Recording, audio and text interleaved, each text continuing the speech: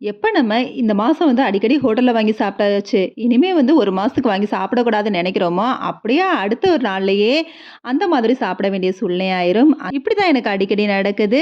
இன்னைக்கும் அந்த மாரி தான். காலையில கொஞ்சம் லேட்டா எழுந்தாச்சு. வீடும் துடைக்க வேண்டியது இருந்துச்சு. சாப்பாடெல்லாம் செஞ்சு முடிச்சுட்டு, அதுக்கப்புறம் வீடு துடைச்சா இன்னுமே லேட் ஆயிரும். வீடு துடைக்கிற வேலை நின்னு போயிருமே அப்படிங்கிறதுக்காக ஹோட்டல்ல தான் வாங்கி சாப்பிட்டாச்சு. காலையில எழுந்ததும் பூஜை அறைக்கு மாக்கோலம் போடுறதுக்கு பச்சரிசிய ஊற வச்சுட்டு, ஒரு செடிய வேற பாட்டுல மாத்த வேண்டியது இருந்துச்சு. அதையும் மாத்திட்டு சாப்பிட்டுட்டு, எவர் கிரீன் சாங்ஸ போட்டுட்டே அப்படியே அத கேட்டுக்கிட்டே வீடு துடைக்க ஸ்டார்ட் பண்ணியாச்சு. நம்மள நெறைய பேருக்கு இந்த பழக்கம் இருக்கு. சாங்ஸ் கேட்டுட்டே வீட்டு வேலைகள பார்க்கறது.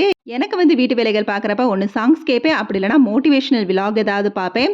அப்படின்னா கொஞ்சம் இன்ட்ரெஸ்ட்டா வேலை பார்க்க ஆரம்பிச்சுருவேன். எஸ்பிபி இளையராஜா காம்போ சொல்லவே வேணாம். அப்படியே மூழ்கி போய் தொடச்சிட்டு இருக்கப்ப டக்குன்னு வீடு துடைக்கிற மாப்போட சோலி முடிஞ்சுச்சு.